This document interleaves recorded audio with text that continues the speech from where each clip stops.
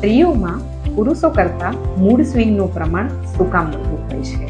તો કોઈ પણ સ્ત્રી દરેક મહિને 4 વાર હોર્મોનલ ચેન્જીસમાંથી પસાર થાય છે.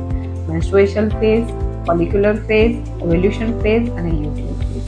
એટલે કે જ્યારે સ્ત્રી માસિક અવસ્થામાં હોય ત્યારે તેનું હોર્મોનનું પ્રમાણ જે છે ઓછું હોય છે અને સાથે બ્લીડિંગ સ્ટાર્ટ હોય છે, જેથી એમાં એન્ઝાયટી, ઇરિટેશન, લિથાર્જી, વીકનેસ, પેઇન આ બધું જોવા મળે છે. એના પછી આવે ફોલિક્યુલર ફેઝ, એટલે કે માસિક પત્યાના પછીના 15 દિવસ કોઈ પણ સ્ત્રી એનર્જેટિક ફીલ કરે છે, happiest woman on the earth હોય છે અને તેનામાં કોન્ફિડન્સ લેવલ હાઈ હોય છે.